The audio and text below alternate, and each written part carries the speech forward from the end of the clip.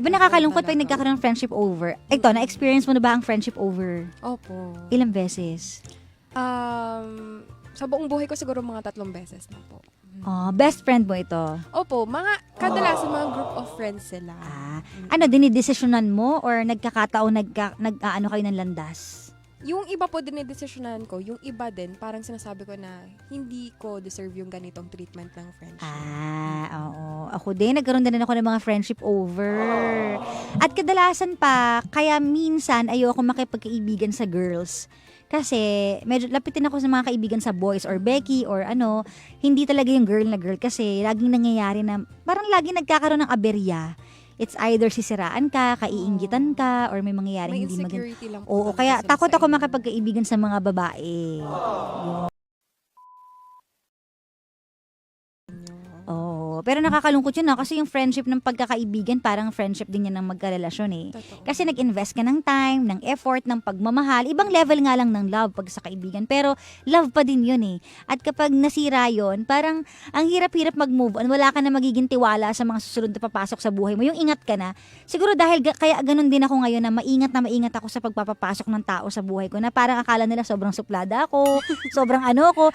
Takot kasi ako magpapasok ng mga tao sa buhay ko kasi parang may trauma ako. Ilang beses kasing nangyayari. So, parang kung makikipagkaibigan ako, lagi akong may wall. Hindi ko ilalabas lahat ng sikreto. Hindi mo malalaman lahat about me muna unless ma-build ko yung yung trust. Yung for the longest time, itong taong to talagang mapagkakatiwalaan. Kamusta ang inyong buong maghapon ng Monday? I mean, if you ask me, if you care.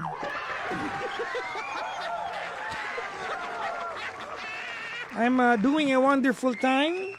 Ngayong gabing ito, sana po kayo din. Oo, di ba? Naging maganda po ang aking maghapon. Ngayong maghapon ng Lunes. Magandang, namiss niyo ba ako? Ilang araw kong wala. I've been away for, since Wednesday yata wala na ako. No? Wednesday po, nag-receive kami ng award ni Gandang Kara sa Okada. No? Nanalo po ako bilang, ano ba na panalunan ko nung Wednesday? Parang ako yata nanalo ng pinaka-cute paggabi sa DJ. Parang yun yata eh. Oo. Sabi ni Alicia, hindi po sa Congress po, sa Senate po. Ang Senado po ay mataas na Kongreso po ng Pilipinas. Pareho po yun. Anyways, going back, nanalo po ako sa sa tawag nito, sa Okada ng award ko noon. Nanalo ata ako ng pinaka-cute na DJ paggabi. Paggabi lang, hindi pa ginawa maghapon. Tapos Thursday, Friday po, ako po ay nasa managers conference po ng aming istasyon na ginanap po sa Tanay Rizal habang kalagitnaan ng bagyong Christine. Andun kami sa tuktok ng bundok. Grabe yung hangin mga bangga. Yung hangin na umuungol. Akala ko, chairman, pag may umuungol, iba yung ginagawa eh. Si Christine umuungol. Apo siyang galat ang bagyo na to. Pero alam nyo, kidding aside, ang dami pong mga napinsala ni Christine. Ang dami mga lugar sa Pilipinas na diniklara po na under state of calamity. No? Sinabi sa inyo ng partner nyo na may ganyan siyang side. Willing ba kayong tanggapin or sabihin niyo sa kanya na hindi mag-adjust ka? O kayo yung mag-a-adjust? Alam mo sa akin, yung nakakatakot eh. Halimbawa, Yung girl iniisip gusto niya niya na maging gusto mo lalaki. lalaki. Ang pangit! Ano ba parang naiisip ko, aray! Parang ano ginagawa niya sa akin? Hindi ko kaya. Sige, ito naman. Si Janong, gusto niya magdamit ng babae. Iba naman sa Wala. ting. Parang hindi mo din kakayanin. Oo, Hindi ko kaya. kakayanin. So, hihiwalayin mo ba siya dahil doon? Halimbawa, hindi pa kayo nagpapakasala. Hihiwalayin mo ba siya o sasabihin mo sa kanyang ayoko eh? Kasi hindi ko trip yun eh. Oh. Trip niya yun. So, hindi Sino kami mag-work. mag-a-adjust? Kasi ang mangyayari nun, sa kahuli-hulihan, magiging problema namin yun. Yun nga. Gabi, natutulog Yun ako. nga. Tapos baka biglang may pumasok. Di ko, ay, di ba? Baka Ba't ganun yung reaction mo? Parang Hindi kasi tunay na tunay. Ano ba? Parang nangyari na to.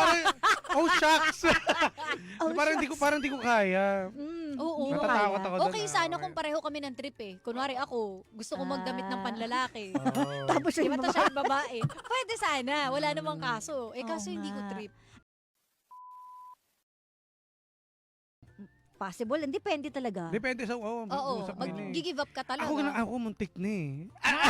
Ayan na naman. Ay, hindi pa throwback Ito ah. na nga si Dulasin eh. Ayan, nahuli na Ay, naman ikaw yung talaga. nagpapahamak, hindi ako Oo nga eh. Pero Ikaw ano yun? nagsabi Pero yan, sinabi ah. ko lang yun. Oo. Ayoko na ituloy. Okay na yun. Tapos na. Nakadaya. Napag-usapan na yun. So ikaw, Muntik halimbawa, na. may mga fetish ka rin na kayang tanggapin ng partner mo o ayaw din ng partner mo? Na May ayaw. tinry ka din na, May tinry ako. pero ayaw niya. Ayaw niya. Ah, Na so, ano nirespeto mo na lang O yun. syempre, oo. Kasi pag pinilit yun, baka kasuhan pa ako. Diba? Lalaglag yung sarili mo. Ay, sorry. Pero meron kasi iba na Papayag. gagawin na lang ng patalikod. Ayaw mo. Sige, gagawin ko lang ng Ako patalikod. ginawa ko patalikod eh. Sabi mo kanina hindi. Hindi, isang beses lang. Pero yung parang pangalawang beses, Nahuhuli talaga to eh. So isang beses mo lang ginawa? Oo, pero yung pangalawa, parang wala na, parang naano na siya sa akin. Ang baboy, parang ganun.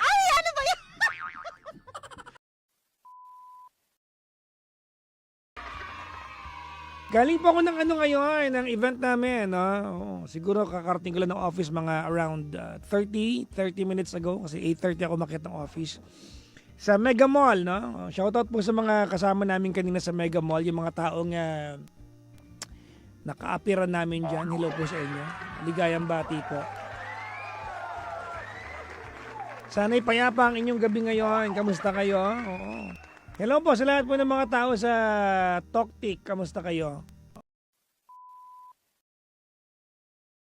Sabi ni Tio Nosha, you look exhausted. Actually, mga pangga, hindi ako exhausted. Migraine po ako. Dahil nakalimutan ko kumain maghapon. Sa dami ng ginawa ko maghapon, mga pangga, no? Oo.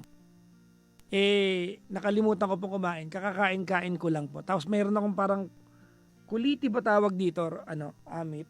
Chairman, to kuliti oh. Parang may kuliti eh. Nararamdaman ko parang masakit eh. Medyo malaki yung eye bags ko. Kuliti yata yun. Wala ako sinilipan, no? Ako nga nagpasilip kayo na sa gym eh. Pinakita ko yung kilikili ko eh.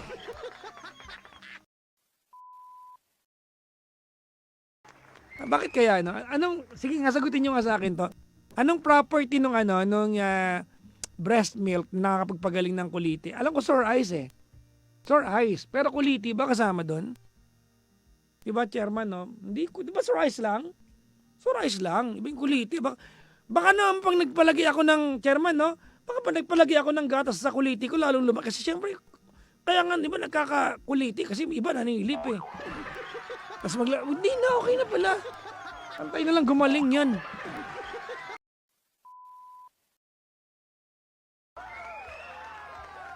Bunutan ng pilik mata. Actually, totoo yun, no? Kasi yung kuliti minsan, meron lang buhok na hindi makalabas. Kaya sa ganyan, no? Oo. Parang ang tawag nila, ma-relieve ng konti yung pressure. Yun talaga yun eh. May pressure sa loob eh. Baka mamaya, napapatanggal ko sa kuya ko. No? O di kaya magpaano na lang ko, tattoo ng kilay. Baka yun.